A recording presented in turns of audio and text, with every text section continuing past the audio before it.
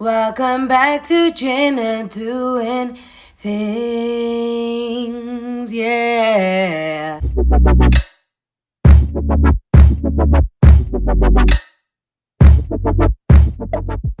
Hey guys, welcome back to Kardashian Sunday. Today we are recapping episode 5, Who is Kim K? I need every single episode to be as drama-packed as this. Honestly, I'm loving that the new season doesn't have like random crap that they film. You can see that it's really focused on family drama, and this is the kind of episodes you get when Scott Disick is the main character, and I thank you. It just seems pretty full, like every character is bringing their part except for Kylie's just like missing again. We get a lot from Kendall, even though I personally don't care for it, but we just like everyone is, carrying their weight, and we'll just love to see it. We even see Rob in this episode. I mean, did you guys see him? Did you guys see him there in the background? So we are coming off of the last episode where Kourtney and Travis got engaged, and there was this real concern about how they are going to go forward with Scott. Like, Scott has made it clear multiple times that he doesn't want to lose the family. He doesn't want to he's like scared that he's going to be cut out of the family things, and this episode really does address it. But we start off this episode with Kim's birthday, and it's really low-key this year. Like, she's barely wearing makeup, she's busy studying for the bar, and she's really focused on this is her last time that she can do the test, so she doesn't really care to have a birthday. But it is the Kardashians. Obviously, Mama Chris is not gonna let Kimberly's birthday go by without having a little something. So they surprise her with her closest friends and family who show up to celebrate her. So many people have messaged me, like the feedback is always like, why do I feel so different watching the Kardashians versus how I used to feel watching Keeping Up? Number one, I think there's a lack of like emotive background music that like manipulates us into feeling some sort of a way. But now it's almost like we are a character. Like, they don't pretend that we aren't there. They break the fourth wall constantly and like speak to the camera, speak to us as viewers directly. So it's like we're all a part of it. This is what makes it feel different, I think.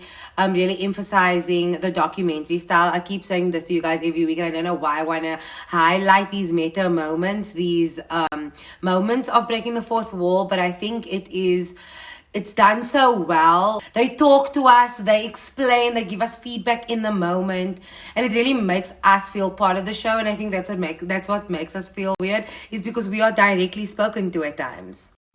Can I just take a moment here to say it is so refreshing to see Kimberly without makeup. She looks really good, but I sometimes find myself, when I'm complimenting them in my mind while I'm watching, I'm wondering how many filters are on this. Obviously, the show, their houses, and filming a show comes with good lighting. There's always good lighting, which obviously makes you look better. And when they have makeup on, then they look even better. But I always wonder what kind of filters do they have on, because they look so good. And when we were watching it, she said she's celebrating her 41st or her 41st birthday. Craig was like, what? They look so good. I sometimes forget Kim's that old. What do you guys think? Like, are there filters there? Because they don't have any skin texture. You can't see anything, and it's just weird. Like, they look good, but it's weird to me. Also, just a side note, like, when they sing happy birthday on the show, it's just like the worst happy birthday song. None of them can sing, and they sing it so slow. It's just like, just get done already. They sit down the table having Kim's favorite Armenian food, and Kim says, you've made it when Madonna texts you happy birthday.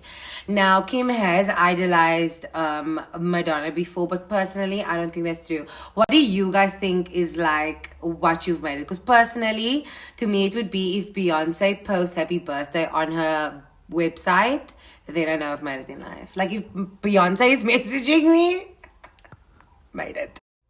Kourtney and Khloe share the story about a college party that they threw back in the day called Khloe Motion.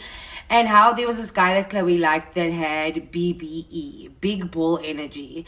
And they discussed the difference in these terms and discuss what do you go for, BBE or BDE, big ball energy or big dick energy. And Chloe obviously says, like, I would rather have BDE than what a ball's gonna do for my life, which is so funny. But obviously, if you don't know what these means, like, obviously big ball energy is like courage, but big dick energy is confidence. It doesn't actually, I think, have to do with size. It doesn't refer to size. It refers to your courage and your confidence. And immediately this conversation just makes me think about Pete Davidson, because I know that anytime that people have discussed who he's with, they say, like, how are people attracted to him? And they're just like, he has major BDE. So I have a feeling that they were obviously talking about Pete here in this moment, but they don't actually mention it in this episode. There's a lot of references to Pete here in this episode without actually mentioning him. And it's obviously building a little bit of suspense and interest for us to get into the storyline of when they actually get together. This is about a couple of weeks after SNL. So this is the beginning of that relationship starting. Okay, then there's just, like, for me, a fella scene about Courtney telling Chris that she broke her engagement ring. She stood on something to get something off the top of a cupboard, and coming back down, she stepped on the ring and it broke. Like, Lorraine Schwartz, really? Like, is your rock so big that you can't take a little bit of pressure? Diamonds? Really? But yeah, I don't know how that happens. I mean, diamonds fall out all the time these days. This is like a fella scene for me. Chris, actually, sometimes I wonder if all the stories that Chris tells are true. Like, honestly, I know people that embellish stories, and I just feel like she's telling Courtney about how Travis told her that he moved to Calabasas because he knew Courtney was the love of her life, and even if he couldn't be with her romantically, that he could at least be like her neighbor and live close to her. And I'm like, did he really tell you that story? Did that really happen? Because, yeah. Or you just trying to build him up, make him sound nice. They also discuss Scott, and Courtney says that they have spoken after the engagement. They speak about the kids all the time, that he expressed how happy he is for her and congratulated her on the engagement. And, Chris is happy to hear that and says that, it's about the kids and how well you guys treat them, and it should never be a battle between the two of you. And Courtney says, her life is definitely going in a different direction, but she doesn't feel like her engagement needs to be about Scott. I agree with Courtney here. In terms of Courtney and Scott, we can't, like, be sad about or feel sad for Scott. Yeah, she says, like, woe is me, but he has never done the work. And I agree, he had years to get it together and he never has. He had so many chances, and he has just never done the work. So we can't feel sorry for him there, but we must understand that Scott's pain and, like, fears coming with Courtney's engagement isn't about losing Courtney only, but also about losing his relationship with Courtney's family. Scott has no family, has no siblings, and his parents have both died, and the Kardashians have really become a family to him. So it's not just about losing Courtney, but feeling like he's losing his family.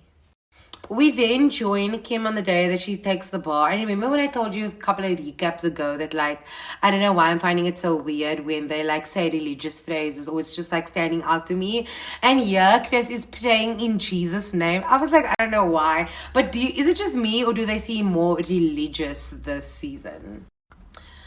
When asked about why she's so determined to be successful in taking the bar and completing this lawyer journey of hers, she says she loves to prove people wrong. People love to hate, and people reduce her to being this reality star with a sex tape. No one has respect for that, but she loves to grow and prove people wrong, and I love to see her in moments like this. People hate for no reasons, and I just love to see her grow beyond what other people expect of her. Like, Kim is the it girl, like, you can't deny. I don't care what you say. Kim and Courtney have an interesting little conversation after Kim is taken the bar. She says, I'm going to be so fucking embarrassed if I don't pass this time. We know that she does, and quite well, apparently.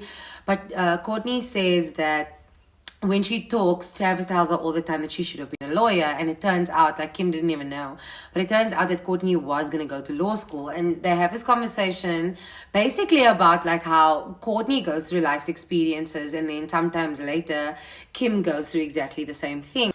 And Kim's like, what are you trying to say? You're trying to say I'm trying to copy your kind of guys that I'm into and stuff like that. And Court's like, I wasn't even talking about that. But Kardashian Colloquium calls this the soft launch of Pete in the show and their storyline. And actually, Courtney asks, how are things with Kanye?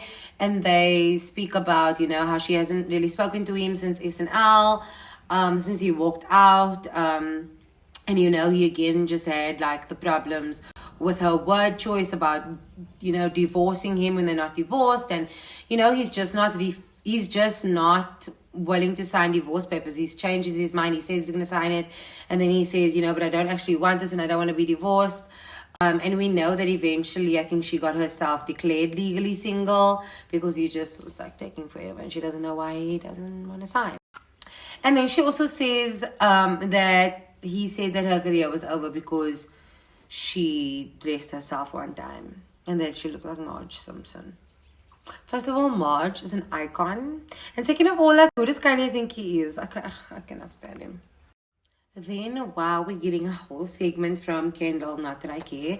But her and Hailey Bieber have just like the most airhead conversations. And I'm like, oh my god, this is Dior. And like, oh my god, this is so vintage. But anyway, they are like obsessed with their health at this moment. Kendall obviously missed a couple of, shooting scheduled weeks in the beginning because she had COVID. So she's coming off of COVID and they're getting IV bags done. And they say, they are going to be immortal from doing this IV bags every other day. But the funny thing for me is that she says like this makes her really happy and makes her feel like really good, and that she doesn't want to be bullied for this. And if she just knows that it's not this that she's gonna get bullied for and turn into a meme on this episode, there's more. Like, nothing that this girl does is relatable. I don't know why they insist on filming her. Then we meet, I think, at Maria's for lunch for Chris's birthday. It's just her and Scott. And she meets with him for lunch and he's like, this isn't your birthday. And she's like, yeah, this is my birthday lunch. Where's your present? And he's like, but you're having a birthday dinner. Like, at first she like downplays what it's going to be. And then Scott literally bullies her into inviting him for her birthday dinner at her place where she's like going to show everyone the house. And, she says all her kids are going to be there. And he's like, now why am I being excluded? I'm being personally singled out here.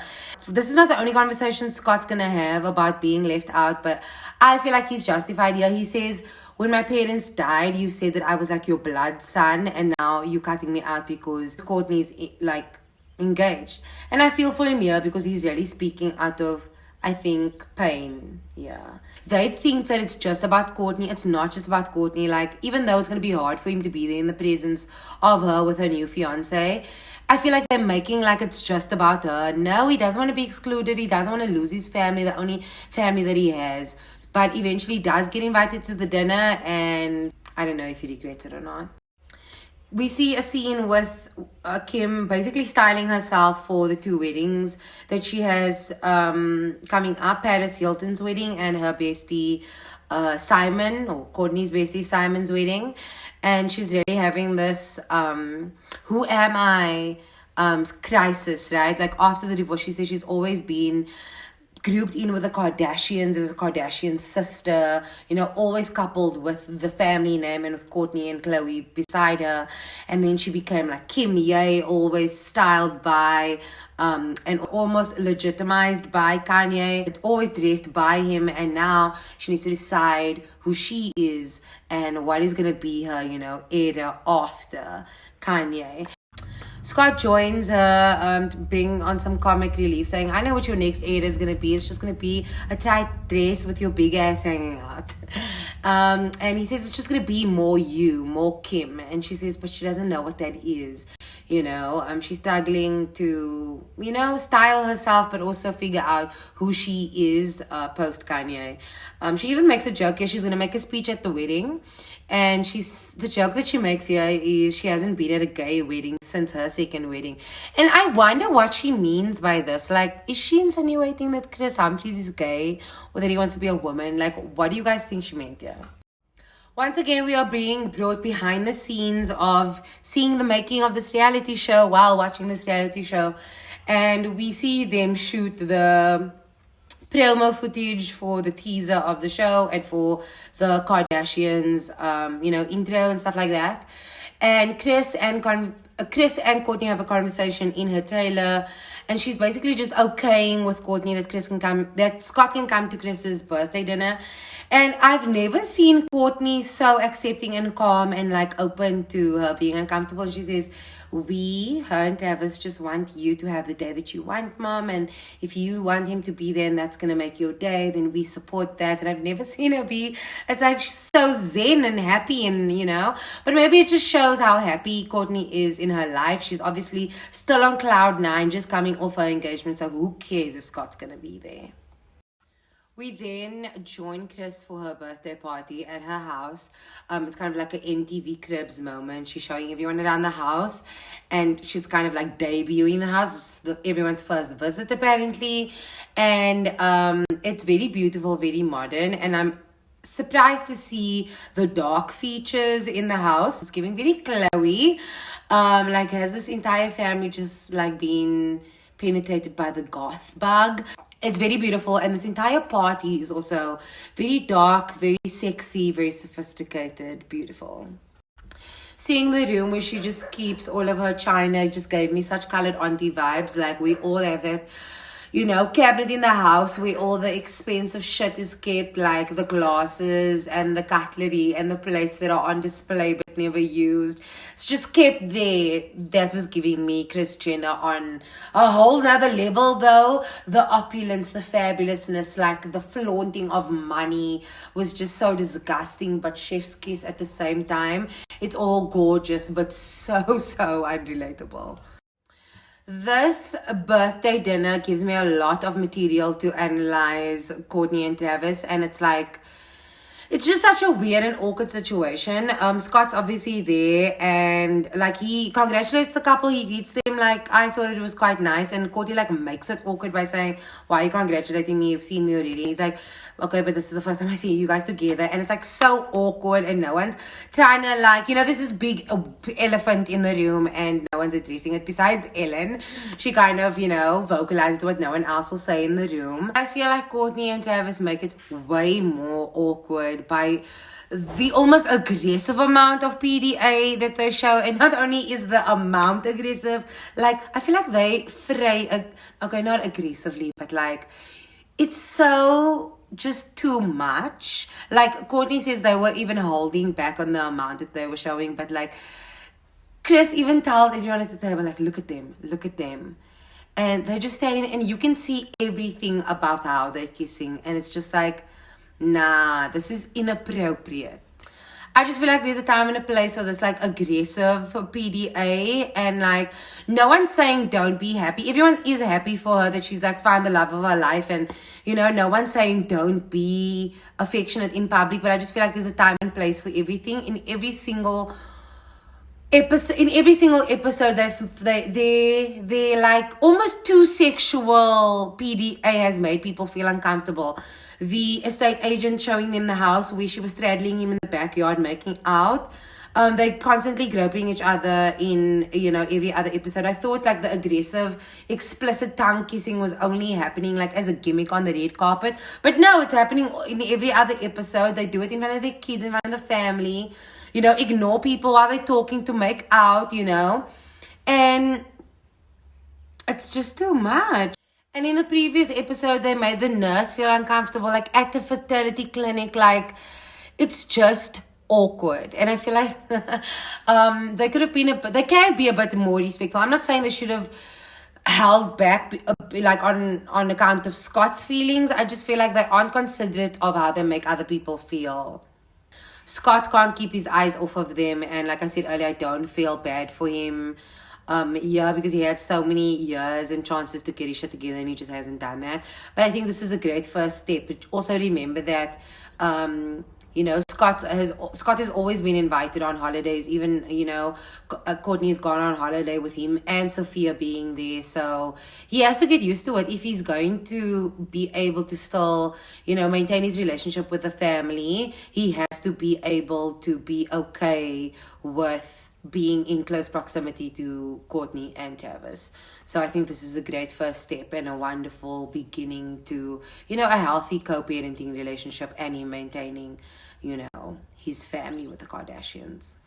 And did you see Robert? I'm so glad that he is showing up to things and that they are respecting his boundaries by not really filming him. If you didn't closely pay attention, you could have actually missed that Robert was there, but he's sitting next to Chloe, in between Chloe and his mom. And it's so lovely to see him show up for events, and he looks really happy. You can kind of see him smile in the background, and he looks really good. Happy to see Rob there, and I can't wait up until he feels good enough to be included into storylines again, because I miss Rob. Is it just me, or is Chloe not giving much this season? Like, she is obviously going to, like, Tristan is her main storyline, and if he wasn't, like, you know, cheating on her every other day, I don't know what she would be giving, because we're not actually seeing the building of the house. She has a catch-up scene with Malika, and Malika actually, I wish she would be more aggressive in showing her disdain for Tristan, because I love how she calls him your daughter's father. Because you know what, Khadija, the Malikas, Khadija and Malika, are the only true friends, honest, transparent friends that I feel like Chloe has. And I just wish they would be more real with her. They would save her a lot. But also, if Tristan wasn't there, what would her storyline be? Because she's just catching up, doing filler scenes in between, you know, the more exciting things that are happening. In the last scene of the show, we see Kendall and Scott visit Chris at the new house. Obviously, Kendall wasn't there for the birthday dinner, and they both meet up here. And they kind of get into a really big fight about Scott being excluded from the family. But before we get there, can we talk about Kendall Jenner not knowing how to slice up a cucumber? She even says, don't zoom on, my slicing skills are not great. And Chris calls for a chef to please slice it up for her. She says, no, I'll do it myself. And she holds it like in the most weird, like, what is this? What is this? Is this how far removed from reality she is, that she's never seen or seen someone slice up a cucumber or slice up a cucumber herself? Like, this is fucking rich people problems, and this is why she is and will forever be the most unrelatable character on the show. I cannot stand her. Like, what the fuck is this? Kendall and Scott get into a fight about her not inviting him to her birthday. She says like it was mainly just friends and Courtney was going to be there, so she decided not to invite him and she didn't want to make her sister feel awkward, which I 100% understand. And I feel like Scott is biting a bit here. Like, maybe he was justified in his response with Chris, but I feel like if I'm not going to invite the entire family and I'm going to invite my one sister who it's awkward between you two now, then she doesn't have to invite Scott. And I feel like he goes off on her for no reason. He's really playing the victim card. When no one owes it to him, you know. And I feel bad for Kendall also, that she's bearing the, brunt of it all, because she was the one who was really trying to look out for Scott's feelings since the engagement happened. I love her little diva response. She gets up from the table and she says, you know what, I'm trying to apologize. You're not letting me speak. I'm not trying to downplay any of it. I'm trying to apologize to you. And he's like, no, you're lying. You said you didn't have anything to begin with. And she's like, you know what, roll back the tape. And she walks out. And I'm like, okay, Miss Kendall. And that's the end of episode 5. I've said it for so long that the lighting has completely changed. Sorry for the darkness. So I moved it up for you guys.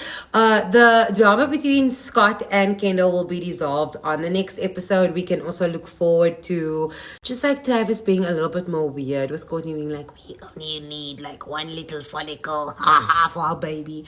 They look so weird, like teenagers in love and obsessed with each other. It looks not weird. We also have this horrible soundbite. I don't know why Chloe always just opens up the door to her looking like a clown, but she tells Tristan, Kanye's never leaving, Scott's never leaving, and it doesn't seem like you ever gonna leave. And he says, no, more like you won't leave me.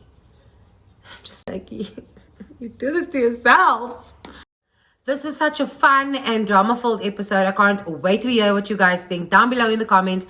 Give this video a thumbs up if you enjoyed it. And if you are new here, don't forget to subscribe for more pop culture updates. Thank you so much for watching. Bye!